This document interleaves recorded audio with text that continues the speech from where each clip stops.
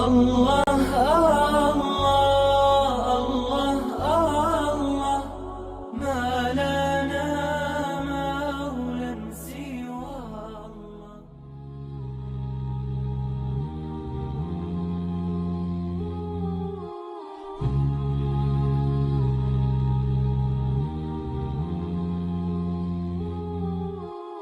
No, hey, this person, they hate religion because their brother died of cancer, right? Whatever. Sometimes these are the types of things you're dealing with as a dai, right? And then this question of suffering. Why is there suffering on earth? If you can give him a better explanation, right, than what he got probably from his own church, right, then that might be acceptable, because that might be the pain point which turned him off from religion. So you sort of have to know, right, hey, you can put two and two together with their, and maybe they'll share that with you, who knows, right? But you sort of have to diagnose what's going on to turn this person on in this way. And again, we're going back to the go-rap method. You need to understand them, relate with them, understand their emotions, give them comfort, and then, work towards go-rap. This is while in discussion. Yeah. Yeah. But part of the answer to Kumar's question about the coworker who doesn't pray, and you suggested taking the lunch, this is part of that process. The first step. Yeah. Exactly. Yeah. So build that relationship, right? Before anything else, build that relationship.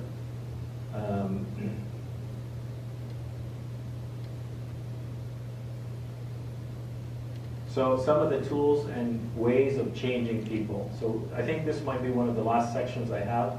Might take another 15 or 20 minutes. But tools and techniques to change people. So one of the best ways to change people is to show them that they're valuable, right? So to praise them when they do something good, right? Even with children, right? Many people grow up with low self-esteem in the Muslim community.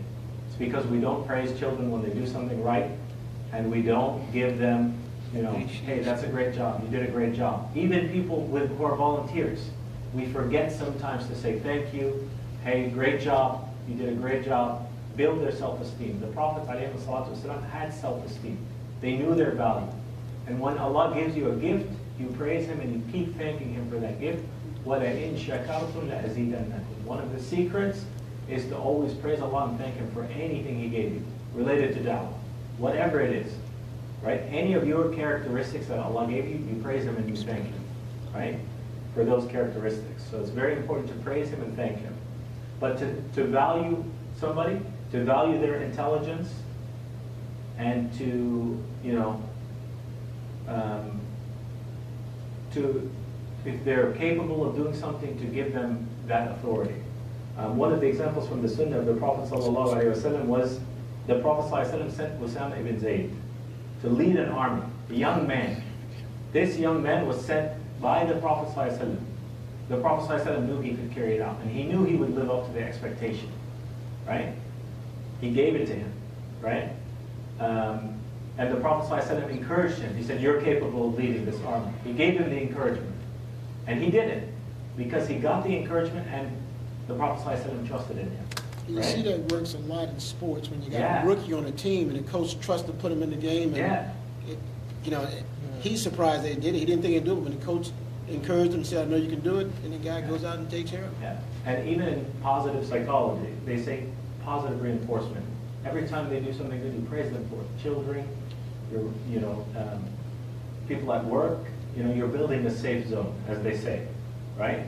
You build a safe zone for people to feel comfortable, right? Very good managers and leaders know how to build a safe zone. They know that this person, they can mess up, but it's still a safe zone. They can have a frank conversation. Say, hey, you messed up. It's okay. Here's how you can do it better next time, and I'll help you with that, right? So the problem in there is that we as humans, I think we're flawed in just we're always noticing what's wrong. Yes. And especially in dealing with raising our children. Correct. Our children do correct things 20 times a day. Yes. But they come home from school with a C in a report card. And my daughter called me on it one time. She came home with 4 A's, 2 B's, and 1 C. And I'm sitting there talking to her about this C.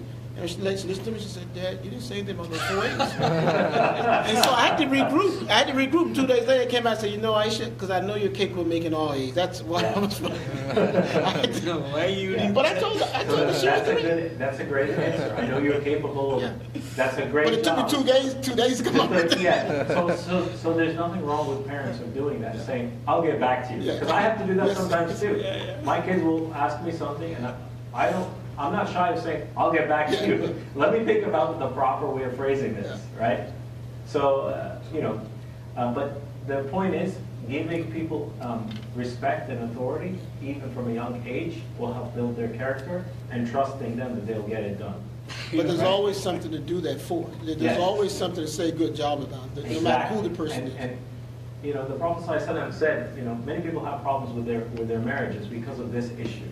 They don't know how to say, oh, thank you, great job, to their spouses, right? And this is actually, the Prophet ﷺ said, you might see things that you might not like, but look for the ones that you like that are good. He said exactly that. Don't focus on this. Leave that alone, right? Because if you do that, you'll do that all day and you'll be divorced. Focus on these because these are what really matter. Reinforce these. Reinforce the strengths. Leave the weaknesses alone for now, right? And that should be the methodology. No, how And many- everybody has that. Yes? How many motivational speakers and then books are written Yeah. based on this? But this is already given to Muslims long Yeah, time ago. yeah. Subhanallah. It's already there. It's amazing. It's Positive psychology. The Prophet ﷺ, I would say, is again the most emotionally intelligent person that ever lived on the face of this earth. So again, the technique to change people is one of them is to respect their intelligence. They will live up to your expectations, right? And we said the example was Usama ibn Zayd.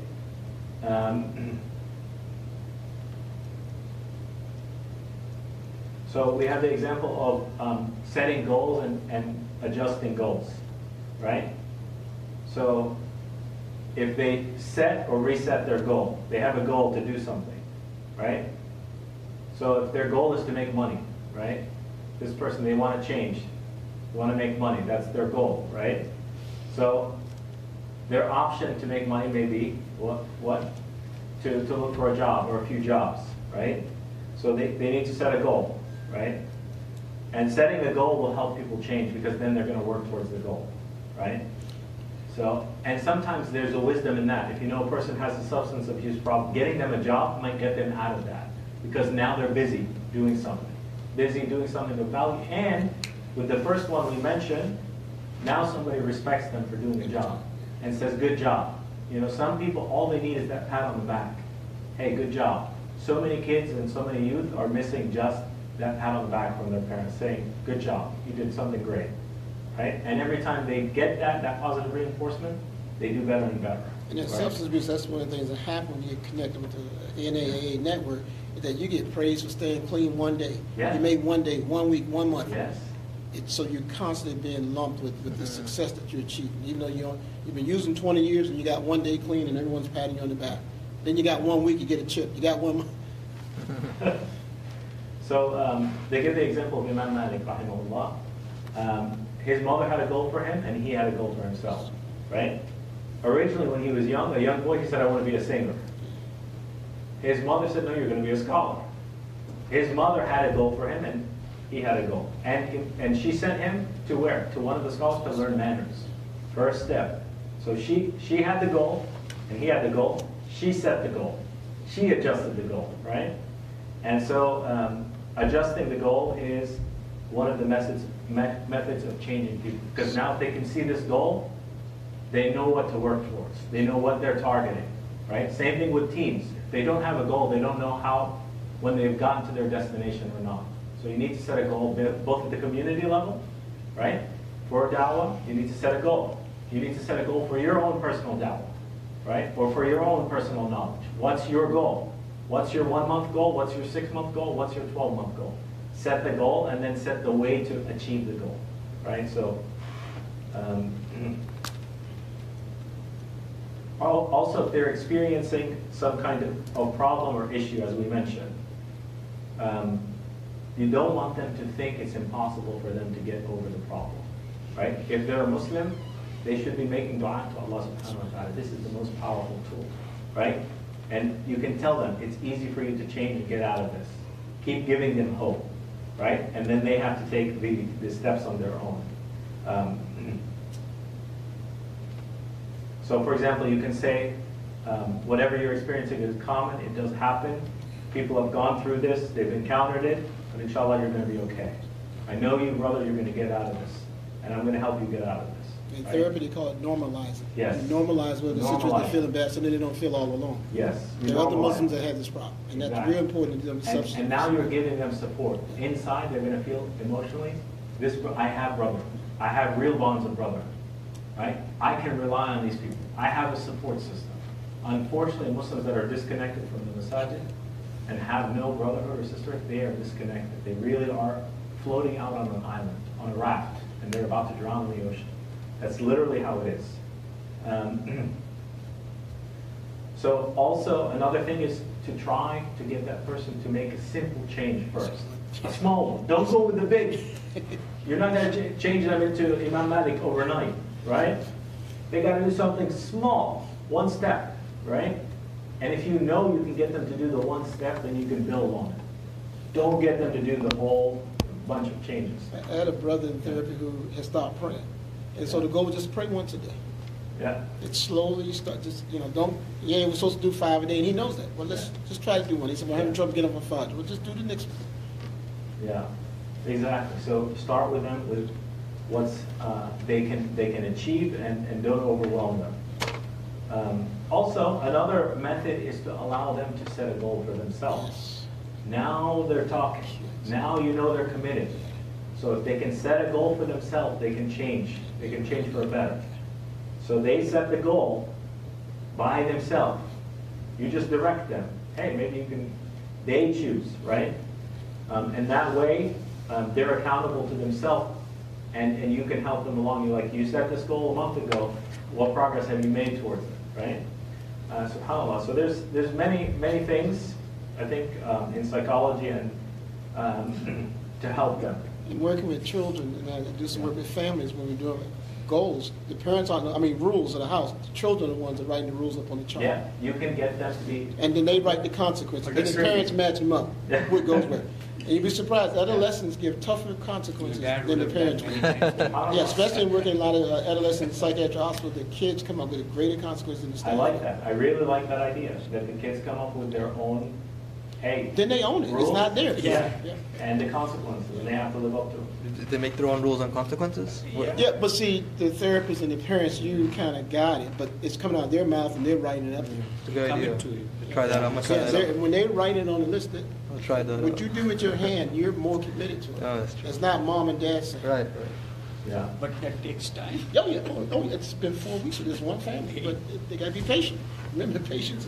In your own family too. Yes. Yeah, so another one of the ones is if you, another method that's used is that if, for example, if they have a problem, subhanAllah, they have a problem, you ask them to advise somebody else who has a similar problem, right? SubhanAllah, every time I got issues going on in my marriage and in my life, Allah send me a patient that I got to help with the same thing. And then he said, SubhanAllah, it's "Alhamdulillah, amazing. it's Yes, not as bad as that. that's how I get my help. Wow. SubhanAllah, if my wife and I have an issue, Allah send me a couple with the exact same issue. Really? Yes. SubhanAllah. Well, I'll check out some every day. SubhanAllah. That's so- that's amazing. That's crazy. You can't know it in that patience. Then you know what kind of issue. Yeah. So exactly that. You're essentially walking in their shoes. Yes. Right? So when you walk in their shoes, your empathy, your emotions, you're fully vested, fully connected. You're not going to give them bad advice. Because now you're walking in those shoes. You will not give them bad advice. Yeah.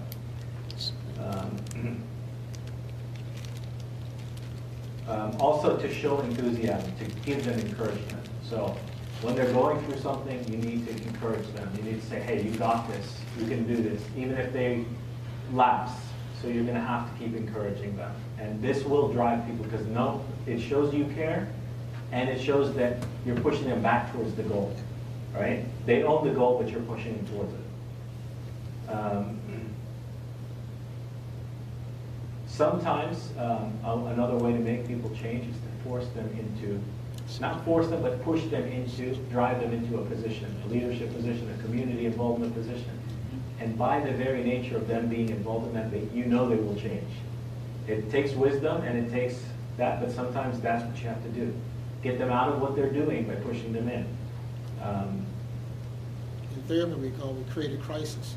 Yeah. You create a crisis for the patient, and then they deal with it. Yeah. Another thing that they say is that person who's trying to change should tell other people they're trying to change. Like, you know, I've seen people do this at work. They say, I'm on a certain diet. Don't invite me out to this restaurant. Don't invite me out to except a salad place, because you're going to ruin my diet. You're evil, right? So you say, okay, I got you. I'll only invite you to a salad place, right? So, you know, you follow what they say. But that's the same in terms of practicing our religion around the non-Muslim coworkers, because then they know what you do, and they will support. I mean, I'm afraid of people who are in their jobs. Supervisor, isn't it time for you to go pray? You know, they're in the middle of a meeting. Yeah. You know, we got to end this meeting because you have to go to Juma. No, the supervisor say that? My last 2 years, my last supervisor just retired from. I love her because for some reason, out of the blue, she was a supervisor for 3 years. But 2 years ago, this Friday staff meeting usually would run from 10:30 to maybe 1. Past 2 years, 12 o'clock. Okay, if they weren't, okay, you can go ahead and go. I didn't even ask. Me and there's another brother, African American brother. Okay, yeah, I can go ahead and go. I'll tell you an example. May Allah guide those people. Okay. I worked in a company, Indian company, completely Indians, okay, in that office. I was let go because of their financial situation, whatever. They expected some project, they didn't materialize. And all. Finally, I was let go, and then they gave me a card that everybody wrote, we appreciate your service and things like that. The chairman of the company wrote, may Allah give you an opportunity, something like this. I still have that. This is chairman. I worked closely with him. He's about, he's not a big company, about $500 million. But Big enough for me. yeah, I know. So compared to Deloitte, so actually they got projects from Deloitte. So he wrote in his comment. I was looking for his signature. I didn't find. But who is this? Wrote this? Then I saw his signature. Then I told my wife, my family, this is what he wrote. Because they couldn't find a project for me. Yeah. It's a contract. It's basically a body shopping kind of business. They didn't find this. He said, "Okay, you will find it." That's all he thinks. Because that's how he used to ask me questions about religion. So he understood how you view it, the Muslim lens. My practice. When was he? He like was that. what was his background? They're all Hindus. Hindus. He was a Hindu guy. Okay. Brahmins, Yeah. core Yeah. Hindus. And my supervisor, Baha'i, the one that I'm Oh, talking about, Baha'i. she's Baha'i, out deviant all over the place, but she, yeah. Just make sure I get the Always Juma. make dua for them. That's Yes. all we can do. I mean, we are not stopping them, right? Yeah. We cannot. Yeah. Inshallah. Yeah. So with that, those are just methods of helping people change, because you asked about the Salah question. So really, I'm just going to end with two more things, two more important things. The first is, again, this whole conversation is around the concept of Tawheed. So keep the goal in mind. All of these conversations, all these philosophical questions, all these methods are to bring the person closer to Allah subhanahu wa ta'ala. Everything else is noise. As they say, learn to filter the noise, right? Learn to filter the noise, focus on the important things. Leave the conversation about the dogs, the homosexuals. All of these are subsidiary issues that can come later. Focus on Go-Rap, right? Go-Rap is a good methodology. I think it's a simple one to understand, and it's logical. It makes logical sense, and the Quran uses these logical arguments, right? But what a lot of people do, and I mentioned this at the beginning, is sometimes they'll be calling somebody, or they have a relationship, or a non-Muslim family member, or that 20, 30 years, they will never ask them to take the shahada. They've been calling them, which means to the other person, you've accepted me as is. You don't care if I go to Jannah or not. You've essentially said this statement. That's how they're going to interpret it. Because you've said the same position. You never said they need to change. You've never said, you've given very passive da'wah maybe over the years. They never got the invite, right? So they're waiting for that invite, whether you know it or not. You might put them on the spot by giving them the invite. And they may say absolutely not. They may even get angry at you. But you did your part in front of Allah subhanahu wa ta'ala. Every one of us will stand alone. يَوْمَ يَفِرُّ الْمَرْءُ مِنْ أَخِيهِ وَأُمِّهِ وَأَبِيهِ. From his brother and his mother and his father. We're all separated. Everybody's alone in front of Allah subhanahu wa ta'ala. Accountability is there, right? So, did you give so-and-so the message? You had the opportunity to give so-and-so the message. So-and-so lived next to you, they were your neighbor, right? So it's absolve to absolve ourselves of the sin of not giving the message when we have the truth. Yes. Is that authentic hadith? I've heard people say that the day of judgment, your neighbors will say, well, so-and-so, he lived next door, he never told me about this. Yeah. That the only day there were people saying, there was Muslims around, they never told me, they never invited me.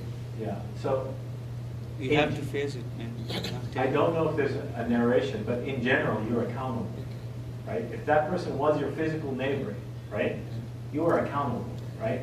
In other words, did you give them the message or did you not? Were you a good neighbor to them, right? These are the trials and tests, right? Because Allah is testing you too now. You're being tested by them and they're being tested by you. Will they accept the da'wah that you're giving, and will you give them the da'wah? It's And that a two-way goes to those street. questions in these tests in terms Yeah. of being concerned with what people think Exactly. and how they respond to you. That's Exactly. And the Prophet ﷺ did not shy away from giving anybody the da'wah. Whether a Jewish man, whether a Christian man, whether a missionary, whether a monk. The Prophet ﷺ, a little boy who was dying on his deathbed, the Prophet ﷺ went immediately with extreme concern and gave him the message. And he said, his father even told him, follow Abul Qasim, follow this man. And this young boy said, Ashhadu an la ilaha illallah, Ashhadu anna Muhammadan Rasulullah, because of the treatment of the Prophet ﷺ. So what do you recommend? So we know we have a neighbor, my Yeah. parents. He's very hardcore Catholic. Yeah. Right, Hamad, the. I mean, this guy. He's sorry. Oh yeah. So he's very. I mean, his car is full of bumper stickers about Christianity and Catholicism and all this stuff, right?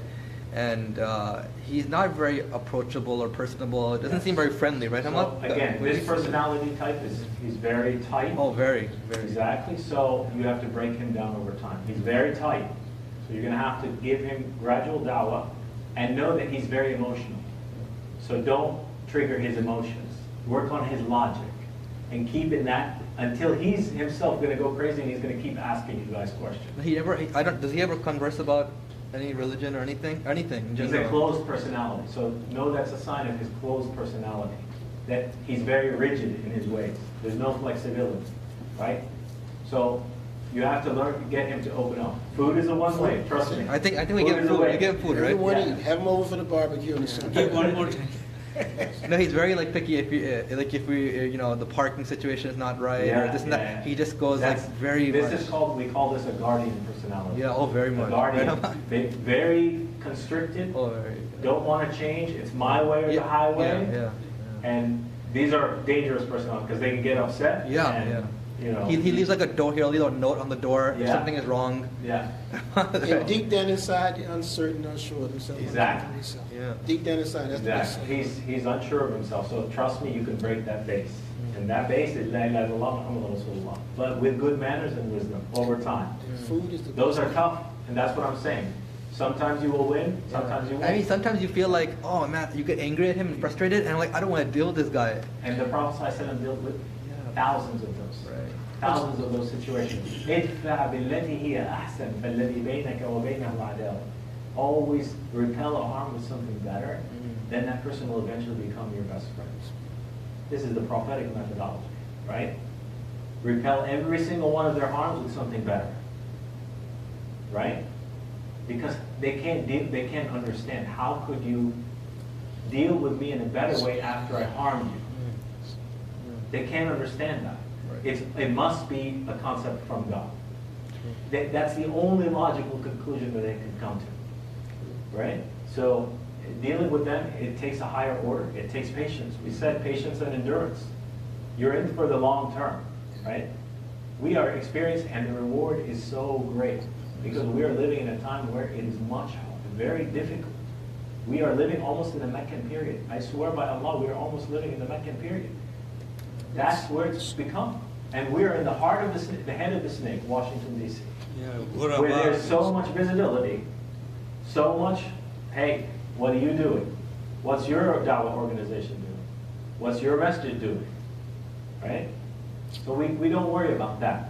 We worry about, did we give people the message or not? Have we absolved the community of the fard kifaya of Dawah? I don't think we have. Honestly, I don't think we have. If we're 2% to 3% of the population, Muslims in America, I guarantee you that the majority of those people have not done their proper da'wah, or have not given the message, or have not distributed Qur'ans, or have not given pamphlets, or have not even had the conversations with those who they live with or work with. And some of them are married to non-Muslims. Many of them, sisters and brothers. Both. That issue is there. And there's no da'wah even between the husband and the wife. So, you know, yeah. It's interesting you say that because I met a woman recently who is dealing with a lot of civil rights issues, and they're dealing with Muslims also. And she's not Muslim, but her husband is Muslim, but she says he's not practicing. And the thought crossed my mind that he's going to come to practicing through you, Yes. accepting Islam. Because she told me she was atheist, and now she's Catholic now. Yeah. But her work in the Muslim area, trying to advocating, I'm thinking, why the heck aren't you Muslim? Yeah. And when she told me her husband wasn't practicing, there's the answer. You accept, your husband get on. Yeah. It's an interesting fiqh position because if a Muslim woman, if she accepts Islam, generally speaking, the fatwa is she has to leave it. Yes. Or Yes. the other one that Shaykh al-Islam ibn Taymiyyah held was that she stays with him, but she can't have any intimacy. Yes. And that's not practical. He's Right? gonna They're change. living in the same house. Yeah, he'll change. Right? So, He's a man, he'll change. so I'm just saying the practicality of that, you know, those are the fatwas in that situation. But yeah, I completely agree. And the husband-wife thing, you know, Muslims in America, this is a very interesting paradigm because there are many Muslim sisters that marry non-Muslim men, and that's a whole other issue. But how do you fix these from a da'wah perspective? The da'i would continue to have a relationship with that family, continue to call them, knowing that once one embraces, inshallah, the other one will. We don't control the hearts, but we can continue to give the da'wah, knowing that that situation will only become resolved. As I mentioned earlier, when the Tatar and the Mongols came, that was a terrible situation for the Muslims. The Muslims remained steadfast and kept giving the da'wah. They did not give up, right? Despite all that had happened and the plunder and destruction, they continued to give the da'wah, and Allah gave them the da'wah through sincerity. Sincerity, ikhlas. Again, renewing our intentions and purifying our intentions every single time we give da'wah. Very important. Making everything for the sake of Allah. Oh Allah, for your sake alone. I am going to call this person. Oh Allah, I testify and bear witness that you are one, and testify and bear witness for me that I gave this person the message in the best manner that I knew how to. Right? So, doing these things. Again, the rule that I mentioned, give them the shahada. Right?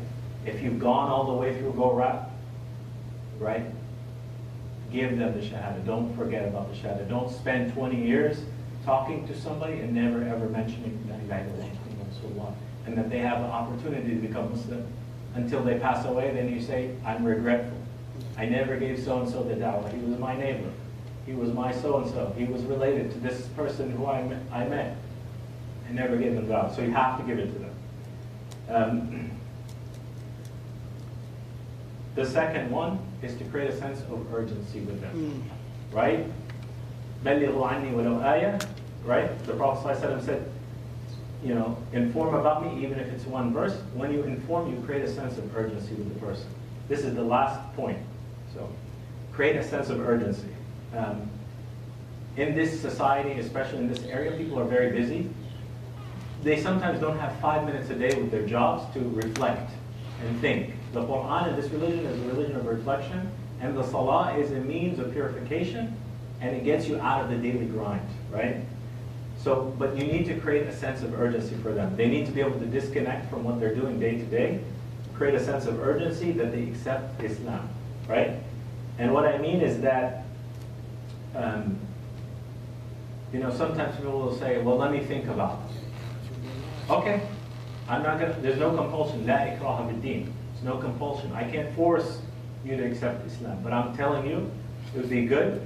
And, you know, if you believe that Allah is one and Muhammad ﷺ is His messenger and the Quran is the final book, say La ilaha illallah Muhammad Rasulullah. Don't wait 10 years. You have the rest of your life to think about it. You have to have those sense of urgency arguments. Put a little pressure, without compulsion, but put a little bit of pressure so that there are some personalities, they will not commit no matter what. Even at work, you'll find people that they will never want to commit. They're not a driver. They can't get things done. Right? So you're helping them get things done, which is help them. They know it's the truth now. Accept it, and we will teach you to pray tomorrow. Right? We will teach you step by step.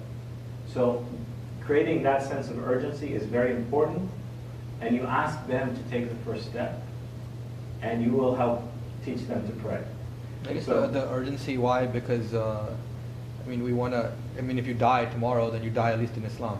Yes, you can use some of those arguments, right? But you don't want to feel them to feel like you're pressuring them, because there is a prohibition on, you know, compulsion, right? So I think there's a difference between compulsion and just encouragement. So take the positive side of encouragement. I wouldn't necessarily use that, but in some cases, depending on the personality, if that resonates with them, and you know it will resonate with them based on how your analysis of the personality, you can use that. Right? Instead of giving that message at the end, before that we should have discussed the paradise and hellfire when we die. Yeah. So that will come back to their mind thinking when we say, you can take your time, but you know, even if you are going to decide later, why not now?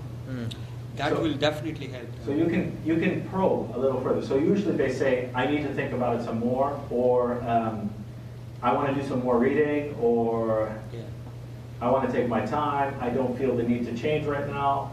I still have some misconceptions, or I'm worried about this little dog issue. I call it the dog issue. And by the way, many Muslims now are putting dogs in their households. I've met multitudes of them recently. I'm like, what are you doing? They bring dogs in the household. They forget this. And one of the recent ones I heard, I was mind-boggled. They said, you know, I don't put the dog in the area we pray, but the dog stays in the house and goes in my bed, in my bedroom, and licks around and licks the kids and inside the house. So this is the new justification, just be aware. But one interesting thing about the dog is that there's research in this country in terms of dogs being used for companionship. That there's husband and wives where the husband have a closer relationship with the dog than they do because of the wife. loyalty. And this was my research when I was in graduate school. That's the human-animal relationship. Is it man's best friend? Yes, but yet we're built to be companionship with each other, not with an animal. Yeah, I completely agree. They consider it because the dogs are very loyal. The dog won't talk back to you. The dog will do whatever you ask. You know, you come home from a bad day at work, complain to your dog all day, and he's not going to complain back. You come home try to complain to your wife, look, I had a bad day, just go over and be quiet. Serious. So one of the things you can, again, probe deeper. Sometimes you need to probe deeper. You can ask them, you know, what's stopping you from becoming a Muslim right now? Just ask, right? You're clearing it, and you'll get, sometimes they'll tell you right away, well, I've got this one issue, or I'm afraid of my husband, or I'm afraid of my wife, or I'm afraid of this. And you can give them a temporary solution. In some cases, are they allowed to hide their Islam? They are. If they're in a situation where they're going to be in great harm if they announce tomorrow that they're going to be a Muslim, they can hide it temporarily as long as they're praying, right? As soon as they learn how to pray, they're obligated to pray, right? So what you reminded me of, I mean, if nothing else comes out of this today for me, I have an older brother, 6 years older than I am, who knew about Islam long before I did. And he was in engineering school in the 70s when I was in high school, and all his classmates, he was the only American. Everybody else from Nigeria, Iran, Pakistan, they were all Muslim. He had Quran. Yeah. And so I accepted Islam in '93, and he asked me to bring him Quran. 10 years later, I go out to visit him, and he's the one who later on told me he read all this great stuff in the book, and he asked, "Oh, so you've taken shot? No, you read it?" And he goes through the excuse about our ancestors, like the states in the Quran. But lately, he's the brother that I'm closest out of my 5 brothers. But the last time he called me, he greeted me with Islam alaikum. Oh. Yes, and he's saying inshallah. So now I'm thinking I need to go back. Don't give up from 10 years. Just go back and keep inviting. I mean, now when he's coming from New York going to Virginia, he always stops at our house, even for a 1-hour rest. Oh. So I'm reminded today I need to invite him. I need to not just stop at what I did 10 years ago. Oh. Because the amazing thing is that I have my nephew was one of the sailors that was killed on the USS Cole when it was bombed. And if you think, if I could accept any of my 9 siblings, rejected me, my wife and 2 daughters, my sister and her husband, this is a blessing from Allah. When we go to Virginia Beach, that's the house that we stay in. Their son was killed by so-called Muslims. And we go in their house. I have a security code to their house. And we go in town, they're not there. My sister said, "Oh, you got the code going in." This is a blessing from Allah. This is clearly a blessing from Allah. So when you talk about your neighbor, I mean, anything is possible when it comes to Allah. And you can tell your neighbor you met a Muslim who was a Catholic and was standing to be a preacher. Just say, "So I met this guy today." Just say that, and you won't be lying. So just say that to him. You met this guy today. You didn't say you met this guy who was standing to be a Catholic priest. Yeah, we're pretty much done. There's one last point. The question of walking away. Right? When do you walk away? Right? So let's talk about when do you walk away. It doesn't matter the person's appearance. Anybody is worthy of dawah. Anyone. From if the person even you knew is a bartender and is a Muslim, and there are those cases, no doubt in this day and age, you still give them the dawah. Don't shy away from it, right?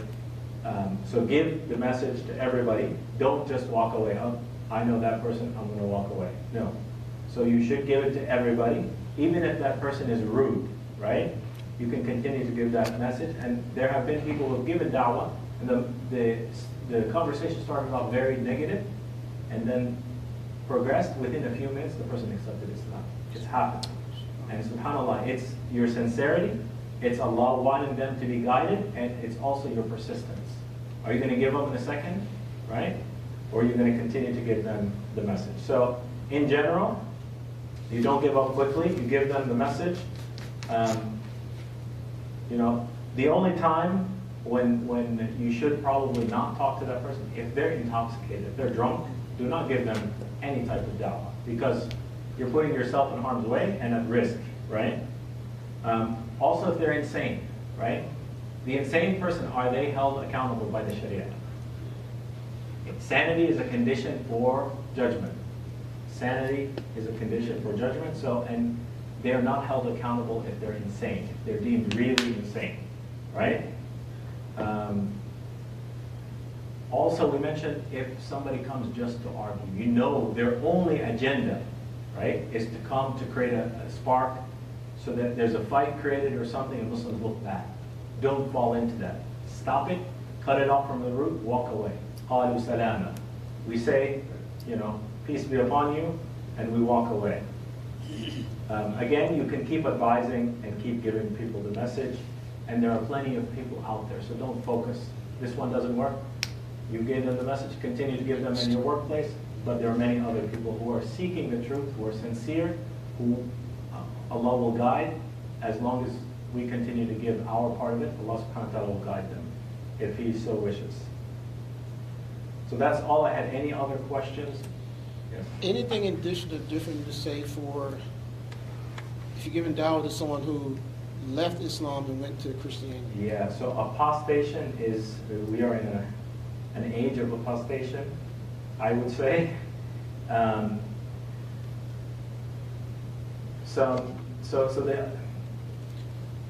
There are different reasons, but most of the time the apostate, sometimes it's just a political game. The person was never a Muslim, and this happened at the time of the Prophet, peace be upon him. People would say, we accepted Islam during the day, and at night they would apostate from the Bani Israel on purpose, so that they can harm the believers to say, come with us, leave Islam. They would only do it for that purpose. And Allah revealed it in the Quran that they did that. That they would only do that so that they try to convince the believers to go become disbelievers, right? To shake their faith, as they say. So we have that type. But the other type, the more dangerous type, is the non-practicing Muslim, that anything they hear, they mistreat women, they perform female genital mutilation, FGM, they do this, right? They just hear one of these terms and they apostate, and they start advertising their apostation, right? So the dawah to them is you need to diagnose what's the holdup, what's the problem, right? Did they ever have faith? Did they ever have? They might need go-rap from the beginning, right? That's the reality. They probably needed go-rap before they ever practiced, right? Well, I don't. With the 4 former coworkers where I'm in with them, as I was retiring, I said I want you to teach me about your transition. I want to learn about your transition. So that's where I'm at now. Is trying to get lunch schedule or breakfast with each of them individually to hear about their transition. Now they all know now that I know there's four officers in the jail who left Islam. They don't know about each other. Yeah. And there's one Muslim officer who told me about the 2 male officers, and I didn't say it to them, but they eventually told me. The 2 women officers, I think, were they married Christians, but they told me on their own. So, as my last month, I started talking to them, and I said, look, I came up to approach, just tell me about your transition. Can you give me some time to explain to me this transition? So it's twofold, that they can think that I'm just genuinely interested, or that they can get me to make the same transition. If that, they can want to sit with me because they think, so maybe I would say, remain, have a relationship, and really dig deeper. Yes. Find out what's motivating them or what changed. You never know. Are they inmates or are they? No, these are officers. These are correctional okay. officers. Yeah. So. One was practicing when he started working there. There's an officer who's been there 22 years from Pakistan. He said this guy was a practicing Muslim and something happened. Yeah. So again, if the person isn't praying, Ihdina Siratal Mustaqim, they're not reciting this. As we said, Allah closes the heart. The ears no longer accept the guidance. It's a dangerous thing, right? And so they no longer accept the guidance. This is usually one of the first indicators. But what gets them there is Shaitan whispers to them, get lazy, you don't know. They may go out drinking, even though they're supposed to be practicing Muslims. Drinking, as they say, covers the heart physically, spiritually. No, the guidance can't come in, and the prayer isn't accepted for a number of days. Well, right? I had people when I was evaluating would say that. And so I asked the imam, I said, what shall I? He said, tell them keep praying anyway, so that they can keep the exercise going. Because they would say that the prayers aren't accepted for 40 days. Eventually the prayer will knock the alcoholism out. That's what they they are want to do. sincere, it will. I have seen it. Yes. I have seen it, right? So Allah knows best. Anything else? I know we covered a lot. We covered some different things. Inshallah, when I do this course again, it'll be a little more structured, a little more systematic, and you'll have nice, pretty lists that you can build off of. Yeah, this was my first attempt at teaching this class, so inshallah, we'll teach it again in a few months, and we'll see how we do, inshallah. جزاكم الله خير سبحانك اللهم وبحمدك أشهد أن لا إله إلا أنت أستغفرك من كل ذنب وأتوب إليك